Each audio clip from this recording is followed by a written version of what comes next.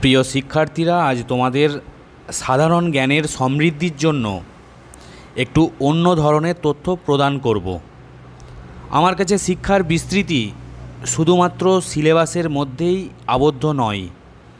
একজন শিক্ষার্থীর সর্বাঙ্গীন বিকাশের জন্য তার সিলেবাসের বাইরেও বিভিন্ন তথ্য ঘটনা সম্পর্কে ওয়াকিবহাল তথা অবগত হওয়া উচিত। সেই জন্য আজ আমি তোমাদের সঙ্গে আমাদের দেশ ভারতবর্ষের যে 28টি অঙ্গরাজ্য আছে সেগুলি কিভাবে তোমরা সহজে দীর্ঘদিন মনে রাখতে পারবে তারই কৌশল তোমাদের সঙ্গে শেয়ার করব। ভারতবর্ষের 28টি অঙ্গরাজ্য সহজে মনে রাখার জন্য যে কৌশল তোমাদেরকে অবলম্বন করতে হবে তা হলো AT3, M5, RCB Jones 1, UKG HP2। এরপর এগুলো কিভাবে তোমরা মনে রাখবে সহজে তারও কৌশল আমি বার করেছি। AT3 এটা মনে থাকবে, খুব ছোট। M5 এটাও মনে থাকবে।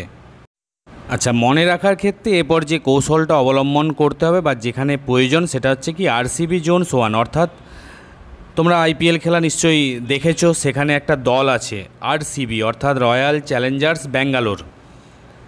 তোমরা এইভাবে মনে রাখবে যে RCB দলের হয়ে খেলছে কে না জোনস। জোনস হচ্ছে কে না ইংল্যান্ডের প্লেয়ার। তাহলে RCB দলের হয়ে খেলছে জোনস, তাহলে জোনস হচ্ছে কজন না একজন। তাহলে এটা দিব্যি মনে থাকবে যে RCB জোনস 1 অর্থাৎ RCB দলের হয়ে খেলছে ইংল্যান্ডের প্লেয়ার জোনস। তাহলে জোনস হচ্ছে কে না 1 অর্থাৎ সে একাই। তারপর আছে যেটা UKG HP 2। এটা কিভাবে মনে রাখবে না UKGতে পড়ছে H মানে হরি আর P মানে পরি, মানে হরি আর পরি এরা যমজ ভাই বোন, এরা পড়ছে UKGতে। ঠিক আছে, UKG LKG আছে না প্রাইমারির আগে, তাহলে UKGতে পড়ছে হরি আর পরি এরা দুজন, তাহলে ওই জন্য 2। তাহলে এইভাবে কিন্তু তোমরা অনায়াসেই বা সহজে দীর্ঘদিন মনে রাখতে পারবে ভারতবর্ষের 28টি অঙ্গরাজ্য। AT3 M5 এটা মনে থাকবে, এটা একবারে সহজ। এরপর দুটো অর্থাৎ RCB জোনস 1 আর UKG HP 2 এই দুটো মনে রাখার জন্য আমি নিজেই বার করেছি যে RCB অর্থাৎ রয়্যাল চ্যালেঞ্জার্স ব্যাঙ্গালোরের হয়ে খেলছে কে না জোনস খেলছে, সে ইংল্যান্ডের প্লেয়ার, তাহলে জোনস হচ্ছে একজন অর্থাৎ 1। আর UKGতে পড়ছে হরি আর পরি হচ্ছে যমজ ভাই বোন, তাহলে এরা হচ্ছে দুজন। তাহলে এই কোডগুলোকে তোমাদেরকে ভালো করে মাথায় রাখতে হবে। এরপর আমি এক এক করে আলোচনা করছি। AT3 হচ্ছে কি না A দিয়ে 3টে অঙ্গরাজ্য আছে আর T দিয়ে 3টে অঙ্গরাজ্য আছে।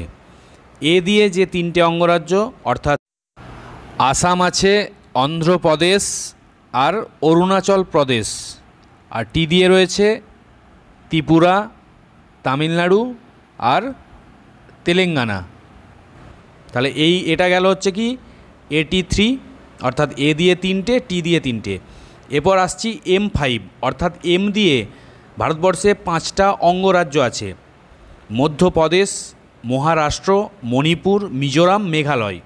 তাহলে M5 অর্থাৎ যেটা বললাম যে M দিয়ে 5টা অঙ্গরাজ্য আছে, মধ্যপ্রদেশ, মহারাষ্ট্র, মণিপুর, মিজোরাম, মেঘালয়। তারপরে আসছি RCB জোনস 1 অর্থাৎ R মানে এখানে রাজস্থান, C মানে ছত্তিশগড়, B মানে বিহার, J অর্থাৎ ঝাড়খণ্ড, O অর্থাৎ ওড়িশা, N অর্থাৎ নাগাল্যান্ড এবং S অর্থাৎ সিকিম। তাহলে একটা করে আমরা পেয়ে গেলাম।